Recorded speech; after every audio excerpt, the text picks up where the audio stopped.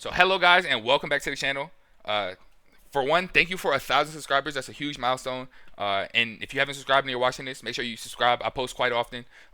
Video today, video tomorrow as well.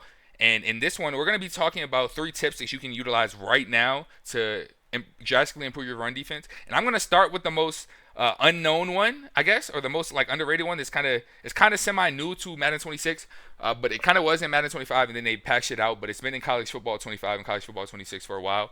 But I'm going to show you how you do it right here in Madden. So just to not be one of those people who waste your time if you're a more savvy player, but I'm going to call halfback power.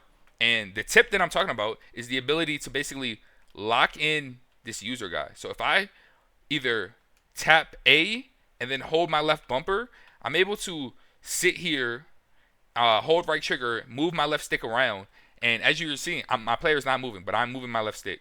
And then the other way you can do this, I kind of like this way a little bit more, but if you bring up the sub menu, you're also able to do this. So you will see, or at least I saw yesterday, I was watching a Henry stream.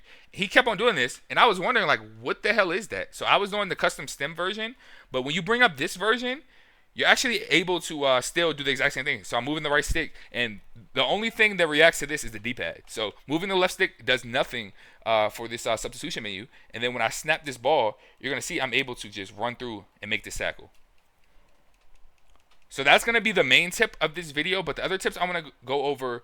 So the first tip that I want to talk about is obviously, if you haven't heard, this is new in Madden 26 and College Football 26, but the safety depth and the safety width. So the general rule of thumb is close and pinch will kind of shut down most runs and also stop you from getting hit with those seam streaks.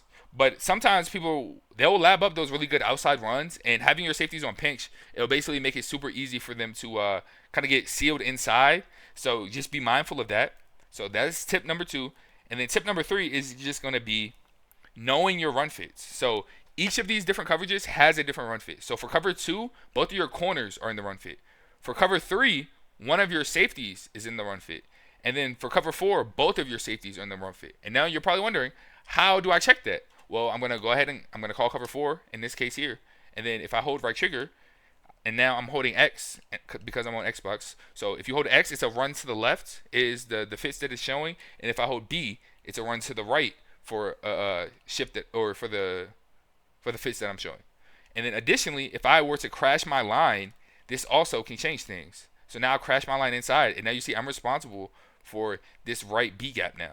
So if I crash on left, you see I'm responsible for this right A gap. So it kind of differs from, for one, coverage to coverage, but also be mindful of like when you're shifting guys and where you're crashing them, because that makes a big difference as well. But like I said, the most universal base, like kind of shotgun run defense is this right here. Just crash your D-line middle, or excuse me, crash your D-line inside, or what am I saying? Pinch your D-line, crash them outside, and then as you can see, when we bring this up, we're responsible for that right A gap.